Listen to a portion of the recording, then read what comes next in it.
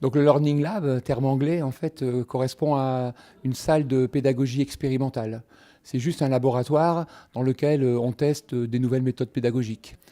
Donc ça fait partie d'un projet au niveau de l'université, de trouver des espaces, de créer des espaces dans lesquels des enseignants, au gré de leur cours, ou bien des formateurs, puissent imaginer des nouvelles façons d'enseigner, transmettre du savoir, de faire travailler ensemble des étudiants.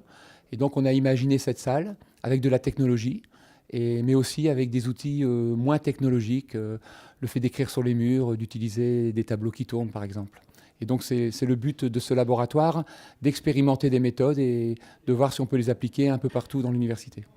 Donc dans ce Learning Lab, on trouve d'abord une pièce centrale équipée avec du mobilier qui bouge, donc des tables triangulaires ou trapézoïdales, des chaises, des choses assez simples, des murs sur lesquels on peut écrire, effacer, des sortes de post-it aimantés géants, des étagères, des lieux pour travailler assis, debout, à différentes hauteurs. Donc en termes d'ergonomie, beaucoup de variété. Et puis de la technologie. Dans cette technologie, on trouve bien sûr du Wi-Fi, des projections croisées, on trouve des tableaux interactifs, tableaux qui permettent de faire de la captation informatique, et puis une webcam pour faire de la vidéoconférence, de la transmission à distance. Voilà parmi les principaux équipements du laboratoire. Alors, ce laboratoire est accessible aux enseignants qui ont des projets, qui veulent développer des nouvelles méthodes pédagogiques. Il est accessible aussi au LIP, Laboratoire d'innovation pédagogique, dans le cadre de formation, puisque nous utilisons aussi ce laboratoire pour former des enseignants à ces méthodes d'innovation. Et puis, il est utilisé aussi dans le cadre d'expérimentation, des nouveaux types d'examens, nouveaux types de présentation de projets, travaux collaboratifs. Et un dernier exemple, c'est peut-être aussi les ateliers pédagogiques du LIP ou les petits déjeuners de la CAP, Commission académique et pédagogique. Donc on peut y faire de l'événementiel, du cours, des examens et de la formation. En fait, quand on rentre dans ce laboratoire, une personne qui ne connaîtrait pas du tout l'utilité pourrait se poser la question qu'est-ce que ce lieu ? Est-ce un lieu pour des réceptions? Est-ce un lieu pour des détentes? Il y a effectivement des sofas, des canapés, des poufs. Est-ce un lieu pour y enseigner, je dirais, des cours de très haut niveau? Ou alors des cours de maternelle, de primaire? Et donc, il y a la surprise. On pourrait tout y faire, d'ailleurs. Ce qui est intéressant à voir, c'est que ces lieux sont des accélérateurs, en fait, d'innovation. Ce n'est pas parce qu'il y a ces lieux qu'on fait de l'innovation pédagogique. On peut très bien faire de l'innovation pédagogique dans des salles banalisées, classiques.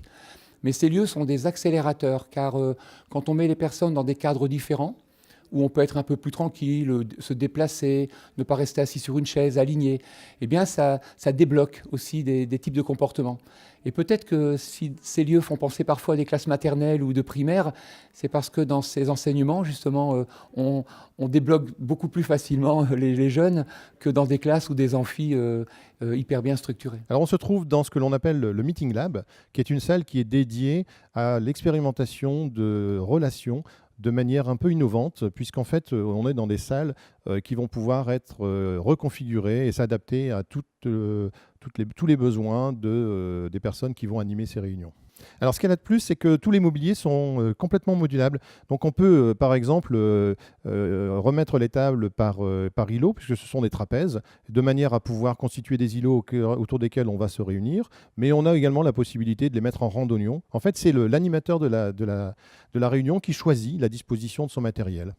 Alors c'est une salle effectivement qui est équipée de tableaux Velleda, c'est-à-dire on a la possibilité d'écrire partout sur les murs. On n'a pas voulu opposer la personne qui va utiliser les technologies de la personne qui ne souhaite pas les utiliser. Le but, c'est d'offrir un maximum de possibilités à l'utilisateur et au groupe de manière à permettre au groupe de travailler de manière collaborative. Alors il n'y a pas énormément de différence entre le Learning Lab et le Meeting Lab. Les deux salles sont destinées quasiment aux mêmes usages. Simplement, on a plutôt dédié cette salle à l'usage vers les entreprises et le Learning Lab est lui plutôt dédié vers la pédagogie expérimentale.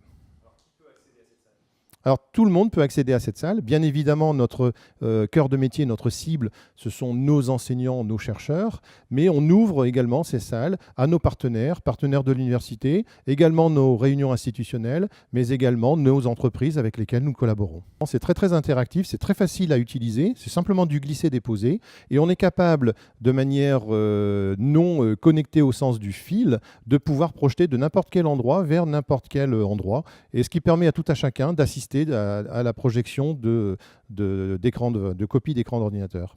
On parle bien de salle expérimentale, puisqu'en fait le but c'est de mettre les personnes en condition d'expérimentation sur la façon d'animer un groupe, que ce soit un groupe d'étudiants ou un groupe de managers au sein d'une entreprise. L'idée c'est d'offrir tout le nécessaire pour que l'on puisse se trouver dans les meilleures conditions. Maintenant c'est une expérimentation, il est tout à fait possible que l'on va répliquer certaines des idées dans d'autres salles, mais pas forcément toutes. Ce que l'on peut dire aujourd'hui, c'est que c'est un succès dans l'usage. Nos étudiants ne regardent plus leur montre pour terminer les cours. Il faut quasiment les mettre dehors parce que sinon ils se sentent bien. Et nos partenaires entreprises apprécient d'avoir vraiment les outils pour mettre une dynamique de groupe et de pouvoir travailler de manière collaborative avec l'ensemble du groupe.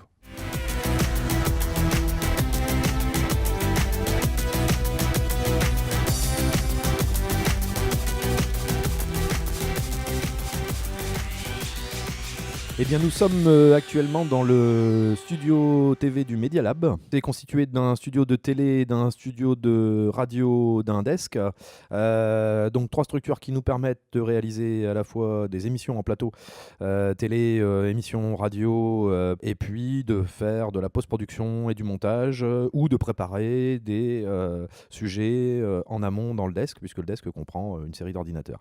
Alors, le Media Lab est utilisé par l'ensemble des étudiants de l'Université catholique. L'idée, bien entendu, c'est de le rendre le plus accessible possible à tous. Voilà, c'est parti d'une idée très simple, c'est parti d'une idée vraiment très journalistique. L'idée, c'était vraiment d'avoir un studio dans lequel on aurait pu enregistrer des émissions de télé et de radio. Et puis de cette idée très simple, on a vraiment essayé de développer quelque chose de beaucoup plus ambitieux et de concrétiser un projet qui est vraiment très lié aux nouvelles formes de pédagogie, et de se dire que finalement, ça permet, en tout cas les médias permettent de remettre l'apprenant vraiment au centre de sa formation, c'est-à-dire qu'il redevient acteur quelque part, et participer par l'outil, participer par les médias à sa propre formation, et donc s'investir beaucoup plus, et finalement en tirer à la fois de la satisfaction et certainement apprendre différemment, je ne vais pas dire mieux parce que je ne pense pas qu'on apprenne mieux, mais en tout cas différemment, et certainement cette implication-là, elle doit quand même avoir un impact sur le fait finalement d'apprendre des choses et de les retenir peut-être plus facilement parce qu'on s'est mobilisé pour cette formation finalement, pour ce cours, pour cet enseignement.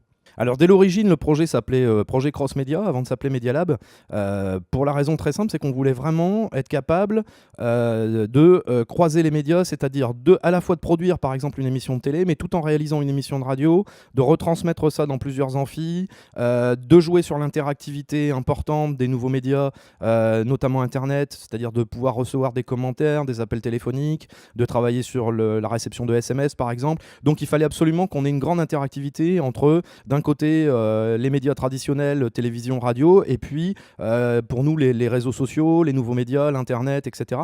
Et évidemment, être aussi capable de se délocaliser, d'être dans plusieurs lieux simultanément. Et ça, c'est excessivement important dans la nouvelle pédagogie. Alors pour les étudiants en journalisme, la professionnalisation, elle est évidente parce qu'ils se retrouvent effectivement dans des conditions quasi similaires à celles qu'ils vont rencontrer ensuite dans le monde du travail.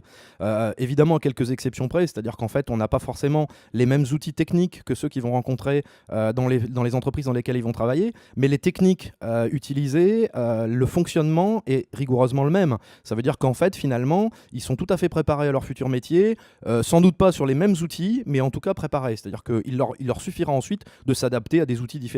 En revanche, les schémas et le fonctionnement est tout à fait similaire. Alors aujourd'hui, les productions du Media Lab sont excessivement nombreuses et de plus en plus nombreuses. Alors on travaille notamment, évidemment, avec le Master Journalisme qui produit, notamment en Master 2 par exemple, une émission magazine qui s'appelle T'as vu chaque semaine.